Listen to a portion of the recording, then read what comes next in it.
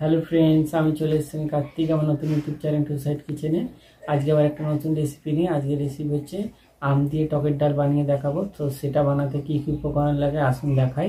তার আগে একটা কথা বলে দিই, আমার চ্যানেলে যেসব ভিডিও ছাড়া আছে আমাদের যদি ভালো লেগে থাকে অবশ্যই লাইক কমেন্ট শেয়ার করবেন আর বেশি বেশি করে শেয়ার করবেন। আপনি যদি আমার চ্যানেলে নতুন হয়ে থাকেন প্লিজ সাবস্ক্রাইব করে দেবেন আর নিচে বেল নোটিফিকেশনটা অলে করে দেবেন যাতে আমার ভিডিও আমাদের কাছে আগে পৌঁছে যায়। তাহলে চলুন আম দিয়ে টকের ডাল বানাতে কী কী উপকরণ লাগে আসুন দেখাই।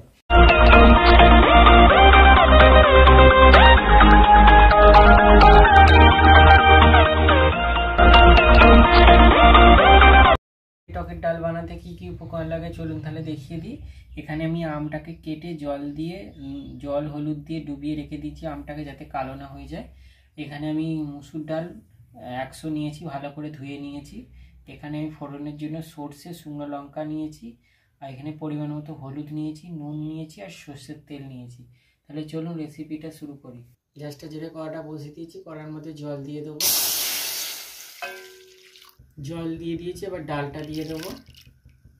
ডালটা দিয়ে দিয়েছি, ডালটাকে ভালো করে একটু সেদ্ধ করে নেব, তারপরে আমটা দেব। ডালটা সেদ্ধ হয়ে গেছে, আমি এবার এর মধ্যে আমটা দিয়ে দেবো, আমগুলো দিয়ে দেবো। আমটা দিয়ে দিয়েছি, এবার ভালো করে ফুটিয়ে নেবো যাতে আমটাও সেদ্ধ হয়ে যায়।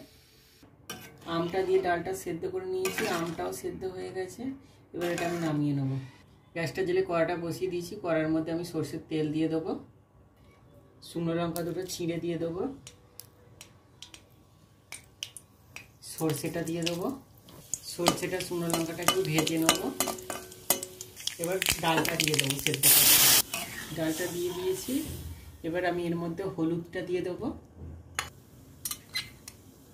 পরিমাণ মতো নুন দিয়ে দেবো, দিয়ে একটু নেড়ে চেড়ে নেবো, নিয়ে ডালটাকে এবার ভালো করে ফুটিয়ে নামিয়ে নেবো। আমার টকের ডাল রেসিপিটা হয়ে গেছে, এটা আমি এবার নামিয়ে নেব। দেখুন আমার টকের ডাল রেসিপিটা রেডি হয়ে গেছে। এই রেসিপিটা যদি আপনাদের ভালো লেগে থাকে অবশ্যই লাইক কমেন্ট শেয়ার করবেন আর বেশি বেশি করে শেয়ার করবেন। আর প্লিজ সাবস্ক্রাইব করে দেবেন, আমাদের পাশে থাকবেন। চলুন তাহলে দেখা হচ্ছে নেক্সট ভিডিওতে।